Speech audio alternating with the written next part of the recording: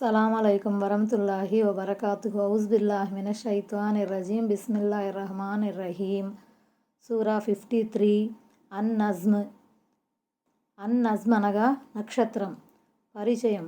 ఈ సూరా ముఖ్యంగా ఏకదైవారాధన, ప్రవక్తల పరంపర, దైవవాణి అవతరణ, మరణించిన తర్వాత మళ్ళీ లేపబడడం గురించి బోధించింది. ఈ సూరా మొదటి ఆయతులో నక్షత్రం గురించిన ప్రస్తావన వచ్చింది. ఆ ప్రస్తావన ఆధారంగా ఈ సూరాకు ఈ పేరు పెట్టడం జరిగింది. దైవవాణి అవతరణను, ప్రవక్తల పరంపరను అవిశ్వాసులు నిరాకరించేవారు, కానీ అవి వాస్తవాలని ఈ సూరా ధృవీకరించింది. దివ్య ఖురాన్ను అల్లాహ్ అవతరింపజేశాడని, దైవవాణి అవతరణ భ్రమ కాదని, ఒక వాస్తవమని, దైవదూత జిబ్రాయిల్ అలైహిస్సలాం ద్వారా దైవవాణిని పంపడం జరిగిందని ఇందులో గట్టిగా చెప్పడం జరిగింది. ప్రవక్త ముహమ్మద్ సల్లల్లాహు అలైహి వసల్లం ప్రత్యక్షంగా దైవదూత జిబ్రాయిల్ అలైహిస్సలాంను 2 సార్లు చూశారని ఈ సూరా వల్ల తెలుస్తోంది.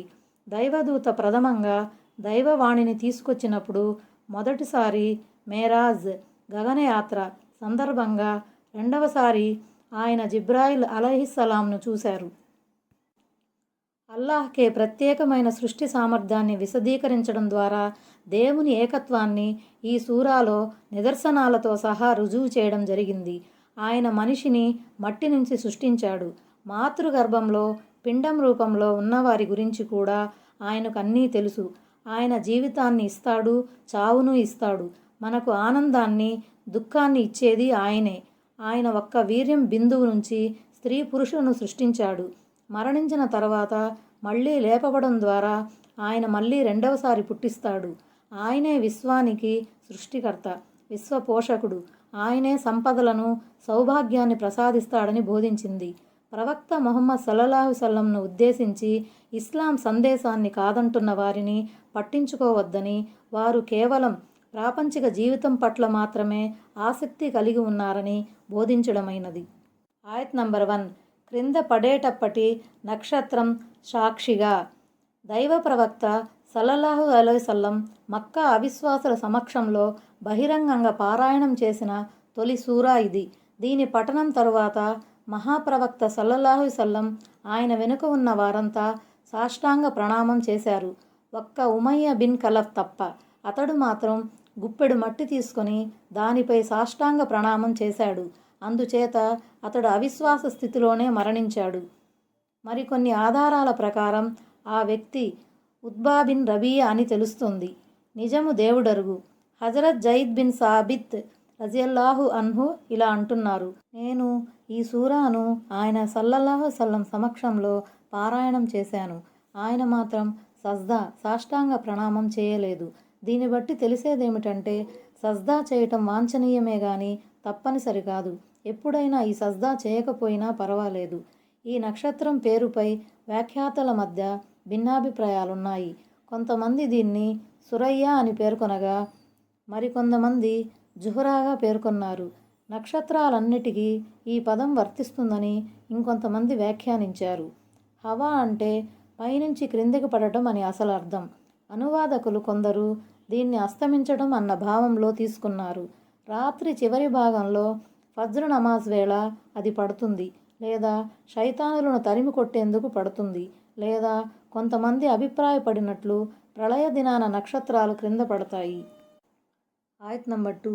మీ సహచరుడు అయిన ముహమ్మద్ సల్లల్లాహు అలైహి వసల్లం దారి తప్పనూ లేదు, పెడదారి పట్టనూ లేదు. మీ సహచరుడు అంటే ముహమ్మద్ ప్రవక్త సల్లల్లాహు అలైహి వసల్లం అన్నమాట. అతడు సత్యసంధుడు. దైవ ప్రవక్తగా నియమించబడకముందు 40 సంవత్సరాల పాటు ఆయన మీ మధ్యన ఉన్నాడు. అతని రేయింబవళ్ల రికార్డు అంతా మీ ముందు ఉన్నది. అతని గుణగణాల గురించి మీకు క్షుణ్ణంగా తెలుసు. అతనిలో మీరు సత్యసంధతను, నిజాయితీ తత్పరతను తప్ప మరో దుర్గుణాన్ని ఎరుగరు. ఇప్పుడు 40 ఏండ్ల తర్వాత అతను దైవ ప్రవక్తనని ప్రకటించుకుంటే అతను అబద్ధం చెబుతున్నాడని ఎలా అంటారు? మీరే ఆలోచించండి. వాస్తవానికి అతను మార్గవిహీనుడు కాదు. అతను దారి మరువనూ లేదు. కాకపోతే అపమార్గం పట్ల, అజ్ఞానం పట్ల అతడు తన విసుగును, వైముఖ్యాన్ని ప్రకటిస్తున్నాడు. ఉద్దేశపూర్వకంగా అతడు సత్యాన్ని పరిత్యజించి ఉంటే పెడదారి పట్టాడని అనుకోవచ్చు. కానీ మీ సహచరుడు అలాంటిదేదీ చేయలేదు. అయినా మీరు అతని పట్ల లేనిపోని అనుమానాలకు ఎందుకు పోతున్నారు? ఆయత్ నంబర్ 3. అతను తన మనోవాంఛల ప్రకారం మాట్లాడటమూ లేదు. ఆయత్ నంబర్ 4. అది అతను మాట్లాడేదంతా అతని వద్దకు పంపబడే దైవవాణి వహీ తప్ప మరేమీ కాదు. అతడు ఏది మాట్లాడినా దైవవాణి ప్రకారమే మాట్లాడతాడు. ఏ పని చేసినా దైవాదేశానుసారమే చేస్తాడు. అతడు నవ్వించే సమయంలో కూడా మాట వరుసకు కూడా సత్య విరుద్ధమైన విషయమేమీ చెప్పడు. మరలాంటప్పుడు అతను మార్గభ్రష్టుడని గాని దారి తప్పిన వాడు గాని ఎలా అవుతాడు? అలాగే కోపావేశంలో సైతం ఆయన సల్లల్లాహు వసల్లం ఎన్నడూ అదుపు తప్పలేదు. కోపంలో ఎన్నడూ ఆయన నోట వాస్తవ విరుద్ధమైన విషయం వెలువడలేదు. ఆయత్ నంబర్ 5. అసాధారణ శక్తిగల దైవదూత జిబ్రాయిల్ అతనికి ఖురాన్ నేర్పాడు. ఆయత్ నంబర్ 6. అతడు గొప్ప శక్తి సంపన్నుడు. మరి అతను తిన్నగా నిలబడ్డాడు. దైవదూత జిబ్రాయిల్ అలైహిస్సలాం గురించి ఇక్కడ చెప్పబడుతుంది. అతను దృఢకాయుడు, బలశాలి, దేవుని వద్ద నుంచి సందేశాన్ని వహీని తీసుకువచ్చే దైవ ప్రవక్త సల్లల్లాహు వసల్లంకు వినిపించే బాధ్యత ఈ దైవదూతపై ఉంది. ఆయత్ నంబర్ 7. అతడు ఎత్తైన ఆకాశపు టంచులపై ఉన్నాడు. వహీని ప్రవక్తకు నేర్పిన పిదప ఆ దైవదూత ఆకాశపు టంచుపై వెళ్ళి నిలబడ్డాడు. ఆయత్ నంబర్ 8. మరి అతను సమీపించసాగాడు. అలా వాలుతూ వచ్చాడు. తరువాత దివి నుండి భువికి దిగి వచ్చాడు. క్రమక్రమంగా దైవ ప్రవక్త సల్లల్లాహు వసల్లంను సమీపించాడు. ఆయత్ నంబర్ 9. చివరికి అతను 2 ధనస్సులంత దూరాన లేక అంతకన్నా తక్కువ దూరాన ఉండిపోయాడు. కొంతమంది 2 చేతులంత దూరాన అని అనువదించారు. దైవ ప్రవక్త సల్లల్లాహు వసల్లంకు దైవదూత జిబ్రాయిల్కు మధ్య గల సామీప్యాన్ని ఇది సూచిస్తుంది. అంతేగాని కొంతమంది భావిస్తున్నట్లు ఇది మొహమ్మద్ ప్రవక్తకు దేవునికి మధ్య ఏర్పడిన సామీప్యం కాదు. సందర్భం దృష్ట్యా కూడా ఇవి మొహమ్మద్ సల్లల్లాహు వసల్లంకు జిబ్రాయిల్కు సంబంధించి చెప్పిన విషయాలేనన్నది గమనార్హం. ఈ సందర్భంగానే దైవ ప్రవక్త సల్లల్లాహు వసల్లం ఆయన్ని నిజరూపంలో చూశారు. అది మహాప్రవక్త సల్లల్లాహు వసల్లంకు దైవదౌత్యం లభించిన ఆరంభం కాలం. తరువాత రెండవసారి మేరాజ్ యాత్ర సందర్భంగా ఆయన ఈ దైవదూతను నిజరూపంలో చూశారు. ఆయత్ నంబర్ 10. తరువాత అతడు దైవదాసునికి అందజేయవలసిన సందేశాన్ని అందజేశాడు. అంటే జిబ్రాయిల్ అలైహిస్సలాం మహాప్రవక్త ముహమ్మద్ సల్లల్లాహు వసల్లంకు దైవవాణిని వినిపించారు. ఆయత్ నంబర్ 11. ప్రవక్త తిలకించినది అసత్యమని అతని హృదయం చెప్పలేదు. ఆయన అలైహిస్సలాంకు 600 రెక్కలున్నాయని, ఒక్కో రెక్క తూర్పు పడమరలంత పొడుగుగా ఉందని, మహాప్రవక్త సల్లల్లాహు వసల్లం తన కళ్ళతో చూసిన దాన్ని ఆయన హృదయం తిరస్కరించలేదని, పైగా దేవుని ఈ శక్తిని ఒప్పుకుందని అనబడింది. ఆయత్ నంబర్ 12. ఏమిటి, ప్రవక్త చూస్తున్న దానిపై మీరు అతనితో వాదులాడుతున్నారా? ఆయత్ నంబర్ 13. అతను ముహమ్మద్ సల్లల్లాహు వసల్లం అతన్ని జిబ్రాయిల్ను మరో సందర్భంలో కూడా చూసి ఉన్నాడు. ఆయత్ నంబర్ 14. సిద్రతుల్ ముంతహా దగ్గర. మేరాజ్ గగనయాత్ర సందర్భంగా అన్నమాట. ఆ సమయంలో కూడా దైవ ప్రవక్త సల్లల్లాహు వసల్లం దైవదూత జిబ్రాయిల్ అలైహిస్సలాంను నిజస్థితిలో చూశారు. సిద్రతుల్ ముంతహా అనేది ఒక రేగు వృక్షం. అది 6వ లేక 7వ ఆకాశంలో ఉంది. అది చివరి హద్దు. ఆ హద్దును దాటి ఏ దైవదూత కూడా ముందుకు పోలేడు. దైవాజ్ఞలను కూడా దైవదూతలు ఇక్కడి నుండి పొందుతారు. ఆయత్ నంబర్ 15. అక్కడే జన్నతుల్ మావా కూడా ఉంది. దాన్ని జన్నతుల్ మావా స్వర్గధామం అనటానికి ఒక కారణం ఏమిటంటే హజ్రత్ ఆదం అలైహిస్సలాం నివాస స్థలం అక్కడే ఉండేది. ఆత్మలు ఈ ప్రదేశానికి వచ్చి చేరతాయని కొందరు అభిప్రాయపడ్డారు. ఆయత్ నంబర్ 16. అప్పుడు ఆ సిద్రాను ఆవరించే వస్తువేదో ఆవరిస్తూ ఉన్నది. మహాప్రవక్త సల్లల్లాహు వసల్లం మేరాజ్ సందర్భంగా ఆ వృక్షాన్ని చూచినప్పటి అనిర్వచనీయమైన స్థితి ఇక్కడ చెప్పబడింది. ఆ వృక్షం చుట్టూ బంగారు దూది పురుగులు ఎగురుతున్నాయి. దైవదూతల ప్రతిబింబం దానిపై పడుతూ ఉంది. పరమప్రభు తేజస్సు కూడా అక్కడ తొణికిసలాడుతూ ఉంది. ఆ ప్రదేశం దగ్గరే మహాప్రవక్త ముహమ్మద్ సల్లల్లాహు వసల్లం వారికి 3 కానుకలు వసంగబడ్డాయి. 1 5 పూటల నమాజులు, 2 అల్-బకరా సూరా చివరి ఆయాతులు, 3 షిర్కు కాలుష్యానికి దూరంగా ఉండే ముస్లింకు క్షమాభిక్ష ప్రసాదించబడుతుందన్న వాగ్దానం. ఆయత్ నంబర్ 17. అతని చూపు తప్పిపోనూ లేదు, హద్దు దాటిపోనూ లేదు. అంటే ఆ మధుర క్షణాలలో మహాప్రవక్త సల్లల్లాహు సల్లం వారి దృష్టి కుడి ఎడమల వైపు మళ్ళటం గాని, అవధులు మీరిపోవటం గాని జరగలేదు. ఆ దృశ్యాన్ని ఆయన తదేకంగా తిలకించారు. ఆయత్ నంబర్ 18. నిస్సందేహంగా అతను తన ప్రభువు యొక్క గొప్ప సూచనలు కొన్నింటిని తిలకించాడు. జిబ్రాయిల్ను నిజరూపంలో చూడటం, సిద్రతుల్ ముంతహాను తిలకించడం కూడా ఆ గొప్ప సూచనలలో భాగమే. మిగిలిన సూచనలు మేరాజ్ యాత్రకు సంబంధించిన హదీసులలో వివరించబడ్డాయి. ఆయత్ నంబర్ 19. ఏమిటి, మీరు లాతు, ఉజ్జాలను గాని చూశారా? ఆయత్ నంబర్ 20. మూడవది, చివరిది అయిన మనాతును కూడా చూశారా? బహుదైవారాధకులకు హెచ్చరికగా ఈ మాటలు అనబడ్డాయి. అల్లా జిబ్రాయిల్ అలైహిస్సలాం లాంటి గొప్ప దూతలను సృష్టించాడు. మొహమ్మద్ సల్లల్లాహు సల్లం లాంటి ఉత్తములను తన ప్రవక్తగా నియమించుకున్నాడు. ఆ ప్రవక్తను సప్తాకాశాలలోకి పిలుచుకొని ఆయనకు అద్భుత సూచనలను చూపించాడు. ఆయన ద్వారా ముస్లిం సమాజానికి అమూల్య కానుకల్ని కూడా ఇచ్చి పంపాడు. మరైతే మీరు కొలిచే దేవీ దేవతలలో ఈ సుగుణాలు ఉన్నాయా? ఈ సందర్భంగా అరబ్బు ద్వీపంలో ఖ్యాతి గడించిన 3 దేవతల పేర్లు ప్రస్తావించబడ్డాయి. మొదటిది లాత్. అసలు ఈ పదం అల్లాహ్ అనే పదం నుంచి ఏర్పడినదేనని కొంతమంది అభిప్రాయపడ్డారు. మరికొందరి అభిప్రాయం ప్రకారం లాత్ అంటే త్రిప్పటం, మళ్లించడం అని అర్థం. అరబ్బు పూజారులు తమ మెడలను ఆ దేవత వైపుకు త్రిప్పేవారు, దాని చుట్టూ ప్రదక్షిణ చేసేవారు. అందుచేత దానికా పేరు పడింది. మరికొంతమంది ప్రకారం ఈ పదం లత్త నుంచి ఏర్పడింది. లత్త అంటే పిండి నానబెట్టడం అని అర్థం. పూర్వం మక్కాలో లాత్ అనే పుణ్యపురుషుడు ఉండేవాడు. అతడు పిండిని నానబెట్టి హజ్ యాత్రికులకు పాయసం లాంటి పదార్థాన్ని త్రాగించేవాడు. అతడు చనిపోయిన తరువాత జనులు అతన్ని జ్ఞాపకార్థం ఒక గుమ్మటం నిర్మించారు. కొంతకాలం గడిచాక అక్కడ అతని విగ్రహాలు ప్రతిష్ఠించబడ్డాయి. అతను తాయెఫ్లో సకీఫ్ తెగవారి అతిపెద్ద దేవతగా వర్ధిల్లసాగాడు. ఉజ్జా అనేది అల్లాహ్ గుణవాచకమైన అజీజ్ నుండి పుట్టుకు వచ్చిందని కొంతమంది చెబుతారు. మరికొందరి అభిప్రాయం ప్రకారం గిత్ఫాన్ ప్రాంతంలో ఉజ్జా అనే ఒక వృక్షం ఉండేది. జనులు దాన్ని పూజించేవారు. ఇంకొక కథనం ప్రకారం ఇదొక దెయ్యం. అడపాదడపా అది కొన్ని చెట్లపై ప్రత్యక్షమయ్యేది.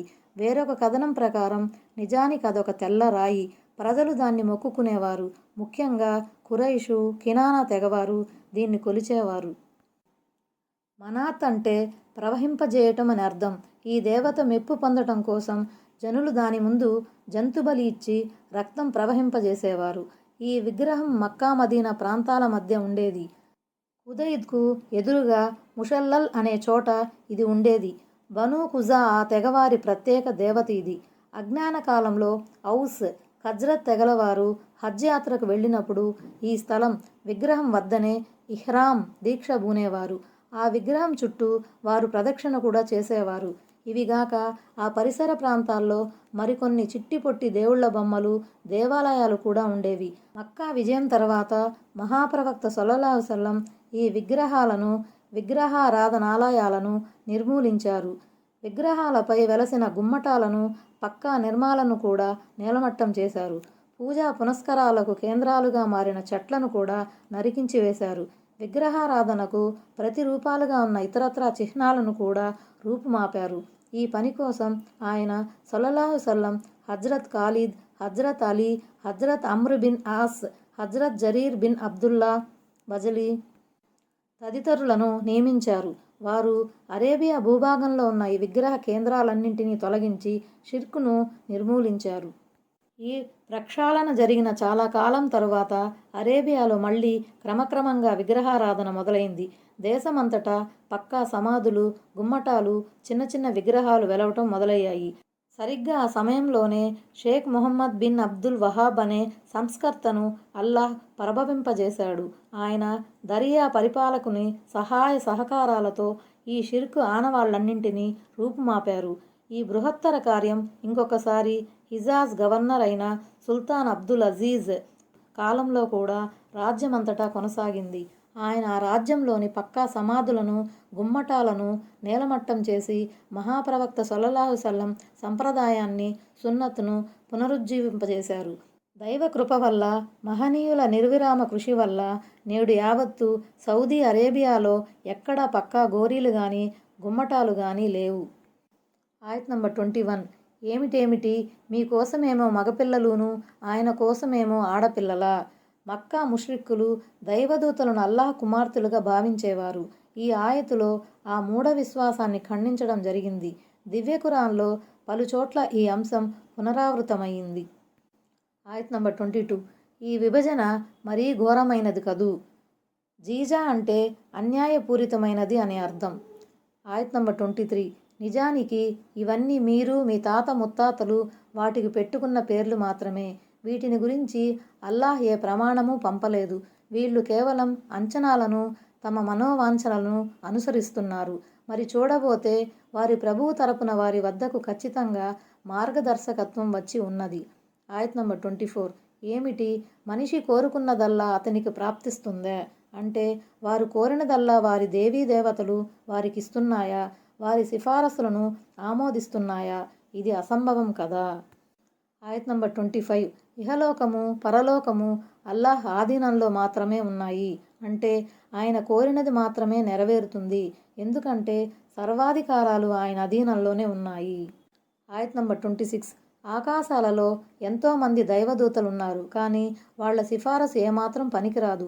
కాకపోతే అల్లాహ్ తన ఇష్టంతో తాను కోరిన వారి విషయంలో సిఫారసు వినడానికి సమ్మతిస్తే అది వేరే విషయం. అంటే అల్లాహ్కు అత్యంత సన్నిహితులైన దైవదూతలకు సైతం సిఫారసు చేసే అధికారం లేదు. వారు ఒకవేళ సిఫారసు చేసినా అల్లాహ్ కోరిన వారి విషయంలో మాత్రమే ఏదన్నా సిఫారసు చేయగలుగుతారు. మరి యథార్థం ఇదైనప్పుడు రాతి విగ్రహాలు ఎలా పనికొస్తాయి? వాటిపై కోటి ఆశలు పెట్టుకోవడం ఎంతవరకు సహేతుకం? ఆయత్ నంబర్ 27. పరలోకాన్ని విశ్వసించని వారు దైవదూతలకు ఆడవారి పేర్లు పెడతారు. ఆయత్ నంబర్ 28. వాస్తవానికి వారికి ఈ విషయంలో ఎలాంటి పరిజ్ఞానము లేదు. వారు ఉత్త అనుమానాలను అనుసరిస్తున్నారు. నిజానికి మూఢ అనుమానాలు సత్యం ముందుకు దేనికి పనికిరావు. ఆయత్ నంబర్ 29. కనుక ఓ ప్రవక్త, మా ధ్యానం నుండి తిరిగిపోయి కేవలం ప్రాపంచిక జీవితాన్ని మాత్రమే ఆశించేవాణ్ణి నువ్వు పట్టించుకోకు. ఆయత్ నంబర్ 30. వారికి తెలిసింది అంతవరకే. తన మార్గం నుండి తప్పిపోయిన వాడెవడో నీ ప్రభువుకు బాగా తెలుసు. సన్మార్గం పొందిన వాని గురించి కూడా ఆయనకు బాగా తెలుసు. ఆయత్ నంబర్ 31. భూమ్యాకాశాలలో ఉన్నదంతా అల్లాహ్దే. దుష్కర్మలు చేసేవారికి అల్లాహ్ వారి కర్మలకు తగ్గ ప్రతిఫలం ఇవ్వటానికి, సత్కర్మలు చేసేవారికి వారి కర్మలకు తగ్గట్టుగా పుణ్యఫలం ప్రసాదించటానికి సన్మార్గ దుర్మార్గాలు ఆయన చేతుల్లోనే ఉన్నాయి. అంటే సన్మార్గమైన అపమార్గమైన ఆయన చేతుల్లోనే ఉంది. ఆయన తాను కోరిన వారికి సన్మార్గం నొసగుతాడు, తాను కోరిన వారిని అపమార్గాన వదిలేస్తాడు. సన్మార్గగాములకు వారి సత్కర్మల ప్రతిఫలం ఇవ్వటానికి, దుర్మార్గులకు వారి దురాగతాలకు తగ్గ ప్రతిఫలం ఇవ్వటానికి ఆయన ఈ వ్యవస్థను ఏర్పరిచాడు. ఆయత్ నంబర్ 32. ఎవరైతే పెద్ద పాపాలకు దూరంగా ఉంటారో, చిన్న చిన్న తప్పులు మినహా నీతి బాహ్యతను కూడా విడనాడతారో వారి పాలిట నిశ్చయంగా నీ ప్రభువు ఎంతో ఉదారంగా క్షమించేవాడు. ఆయన మిమ్మల్ని భూమి మట్టి నుండి సృజించినప్పుడు, మీరు మీ మాతృ గర్భాలలో శిశువులుగా ఉన్నప్పుడు కూడా మీ గురించి ఆయనకు బాగా ఎరుకే. కాబట్టి మీ పారిశుద్ధ్యాన్ని గురించి మీరు గొప్పలు చెప్పుకోకండి. దైవానికి భయపడేవాడెవడో ఆయనకు బాగా తెలుసు.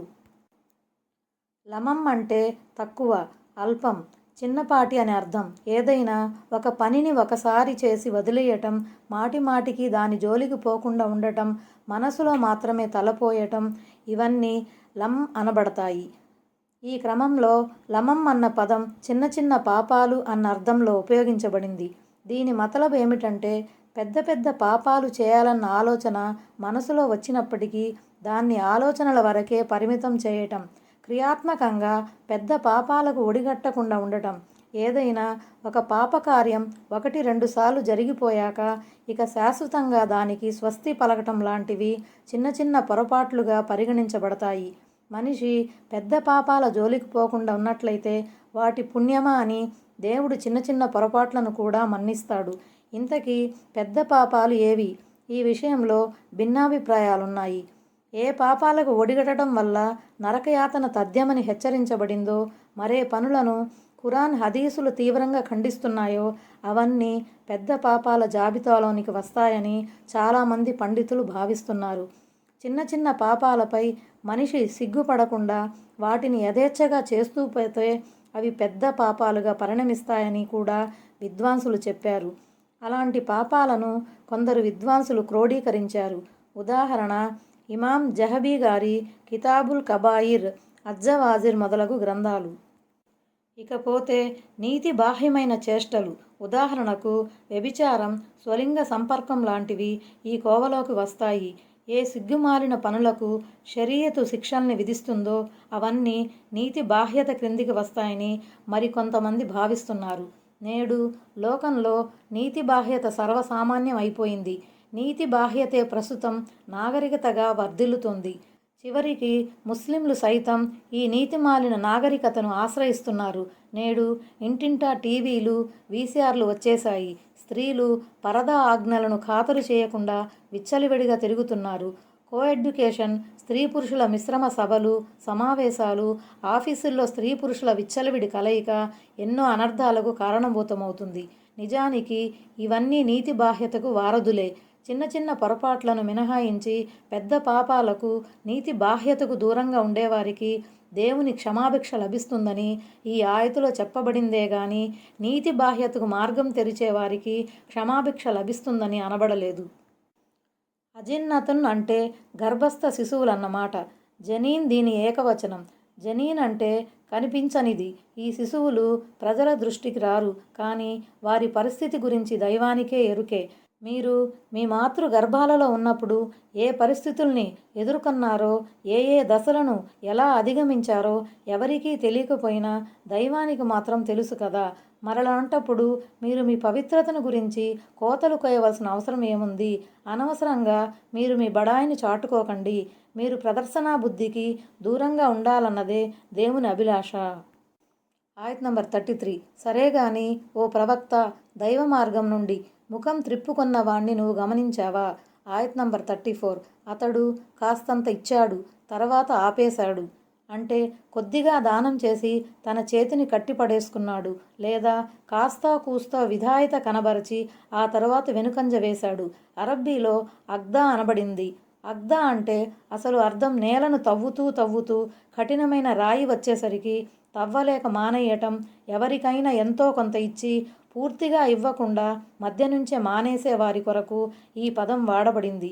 ఏదైనా మంచి పనిని ఉత్సాహంతో మొదలెట్టి దాన్ని పూర్తి చేయకుండా వదిలేసే ఆరంభ సూరులకు కూడా ఈ పదం వర్తిస్తుంది. ఆయత్ నంబర్ 35.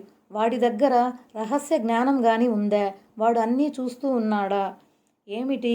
దైవ మార్గంలో తాను నిరంతరం దాన ధర్మాలు చేస్తూ పోతే తన సంపద తరిగిపోతుందని వాడనుకున్నాడా?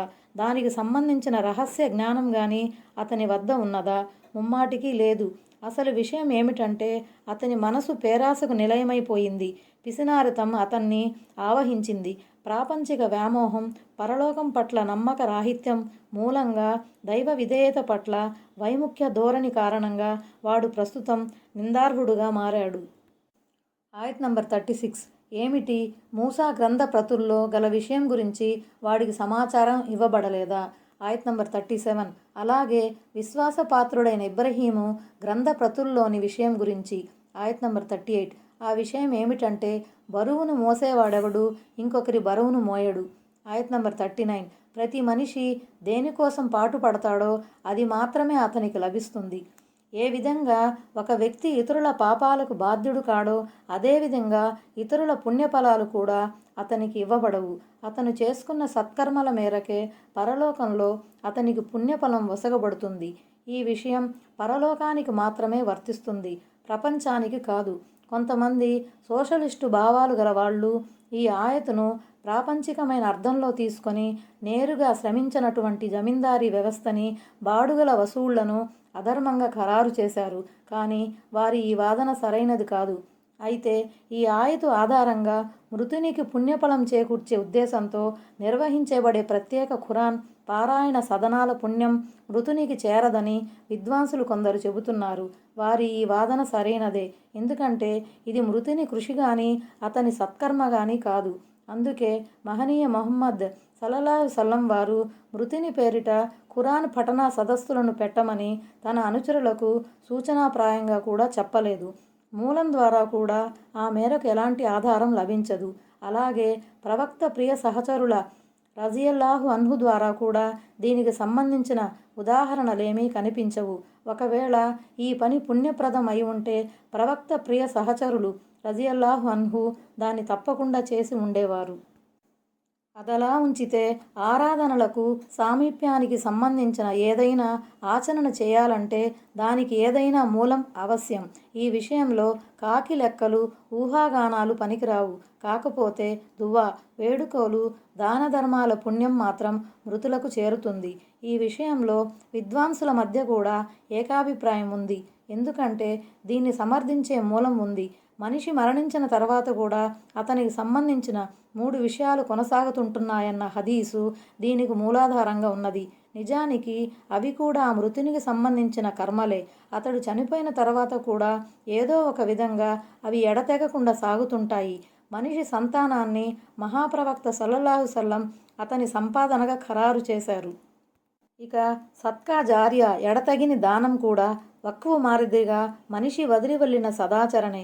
వారు ముందు చేసి పంపినది, వెనుక విడిచి వెళ్ళినది మేము వ్రాస్తుంటాము.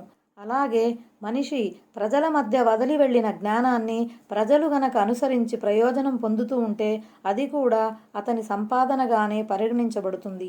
ఎవరైనా సన్మార్గం వైపుకు పిలుపు ఇస్తే అతని పిలుపు మేరకు భావితరాలు దాన్ని అనుసరిస్తే అలా అనుసరించే వారి పుణ్యఫలం కూడా ఆ వ్యక్తికి చేరుతూ ఉంటుందన్న హదీసు ఈ ఖురాన్ వచనానికి విరుద్ధం కాదు.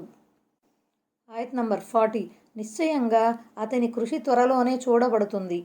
అంటే అతను ప్రపంచంలో మంచి చేసినా, చెడు చేసినా, రహస్యంగా చేసినా, బహిరంగంగా చేసినా ప్రళయ దినాన అది అతని ముందుకు తీసుకురాబడుతుంది. దానికి తగ్గ ప్రతిఫలం అతనికి ఇవ్వబడుతుంది. ఆయత్ నంబర్ 41. మరి అతనికి సంపూర్ణ ప్రతిఫలం వసగబడుతుంది. ఆయత్ నంబర్ 42. కడకు అందరూ పోయి చేరవలసింది నీ ప్రభువు వద్దకే. ఆయత్ నంబర్ 43. మరి ఆయనే నవ్విస్తున్నాడు, ఆయనే ఏడిపిస్తున్నాడు. ఆయత్ నంబర్ 44. మరి ఆయనే చంపుతున్నాడు, ఆయనే బ్రతికిస్తున్నాడు. ఆయత్ నంబర్ 45. మరి ఆయనే జంటలను అంటే ఆడ మగలను సృజించాడు. ఆయత్ నంబర్ 46. గర్భంలో కార్చబడినప్పుడు వీర్యపు బిందువుతో. ఆయత్ నంబర్ 47. మలిసారి బ్రతికించి లేపే బాధ్యత కూడా ఆయనదే. ఆయత్ నంబర్ 48. మరి ఆయనే ధనవంతులుగా చేస్తున్నాడు, మూలధనాన్ని కూడా ప్రసాదిస్తున్నాడు. అంటే కొందరికి ఆయన కావలసినంత సంపదనిచ్చి ఇతరులపై ఆధారపడకుండా చేస్తాడు. వారి జీవన అవసరాలు తీరటంతో పాటు వారి దగ్గర ధనధాన్యాలు మిగిలిపోతాయి. ఆయత్ నంబర్ 49.